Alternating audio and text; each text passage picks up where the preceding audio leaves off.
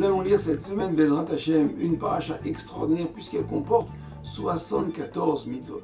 Alors nous allons faire un bond à la fin de la paracha pour nous intéresser à un commandement qui vise à garder et à préserver une société juste et honnête.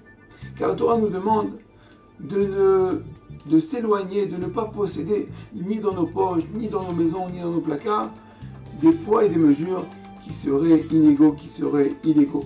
Donc de ne pas être malhonnête et au contraire d'être juste et droit en possédant des poids justes et égaux.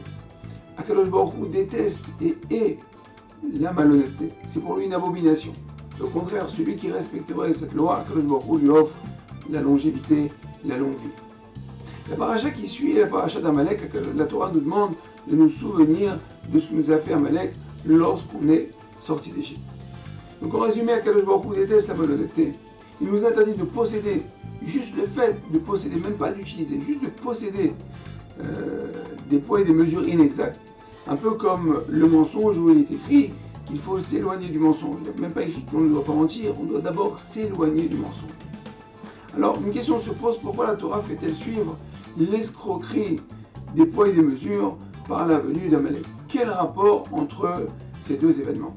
Rashi répond à cette question et il explique que Amalek arrive à cause de l'utilisation frauduleuse des poids et des mesures. C'est-à-dire qu'il arrive à cause d'une faute qui provient de la même racine. Et j'explique.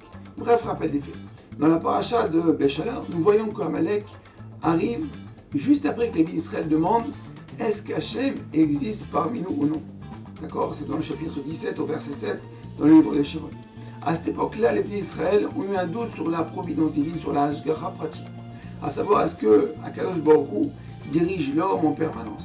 Et c'est immédiatement après ça qu'il est écrit, donc dans le verset 8, que Amalek est apparu.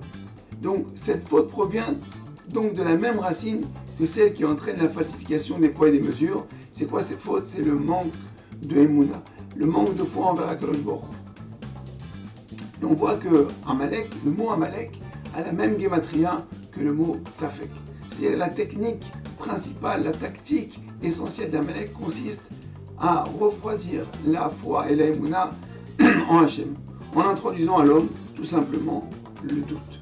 Amalek, ce qui signifie Am, c'est le peuple, et Malek, c'est un type de shrita qu'on exerçait au Beth Amikdash, c'est-à-dire qu'il veut mettre une scission entre nous et Akadosh Baruch Hu. Alors que le mot Israël contient le contraire. Israël, c'est Yachar El. C'est Yachar qui représente la droiture, et El, c'est Akadosh Baruch Hu. Ça veut dire que le lien entre nous et Akadosh Baruch Hu, c'est l'honnêteté, c'est la droiture.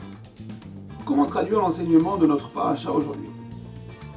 Alors, c'est vrai que nous n'utilisons plus de poids et de mesure, mais malheureusement, ces dernières années, nous assistons à un triste spectacle de personnes qui pensent gagner leur vie sur le compte de la vie des autres. Des gens qui travaillent de manière malhonnête et frauduleuse. Alors, en plus de ça, ils s'en vantent et incitent les nouvelles générations à travailler comme ça. Ils incitent les générations à agir ainsi. Alors, mis à part l'énorme chilul Hashem que cela provoque et génère dans le monde, ils font preuve d'un manque de émouna le plus total.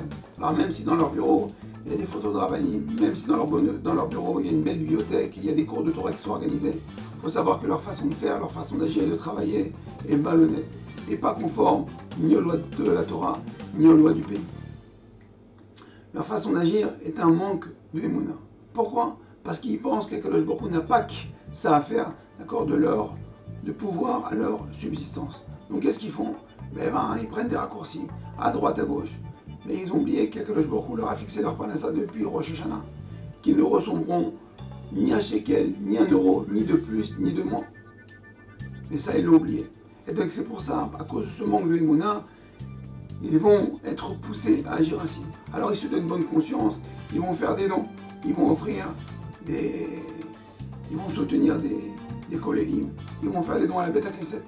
Il faut savoir qu'Akadosh Baruch Hu, officiellement, il n'en veut pas de cet argent. Ça ne l'intéresse pas. De nombreuses Gemarot expliquent qu'on ne pouvait pas payer, on ne pouvait pas venir au Beth Amikdash avec de l'argent ou bien des produits issus du vol. Akadosh Baruch Hu dit cet argent-là, j'en veux pas, ça ne provient pas de moi.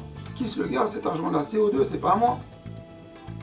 Donc, si on veut effacer le nom d'Amalek, si on veut effacer le souvenir d'Amalek, une seule chose à faire, renforcer notre émouna, renforcer notre croyance dans la providence divine, dans la Hashgacha pratique.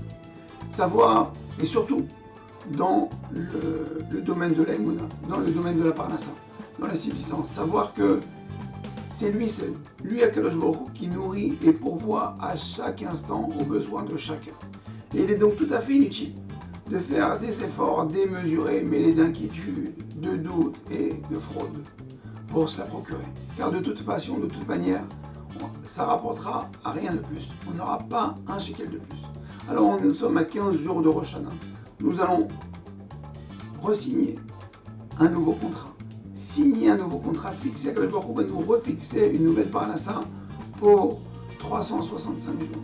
Alors c'est à ce moment-là qu'il va falloir prier, implorer à Kadosh Baruch Hu. S'il faut faire une vraie shtadlout, un vrai effort, c'est à Rosh Hashanah, de s'investir dans la tefila. Et dès à présent, s'investir dans la teshuva pour arriver justement propre, arriver méritant, gagnant. Et Bezrat Hashem, on aura, Kadosh Baruch Hu aussi va nous signer un bon contrat de vie, de santé, de parnassa, une vraie bracha. Alors je vous dis, Be'atzlacha et Shabbat Shalom. Kol Tov.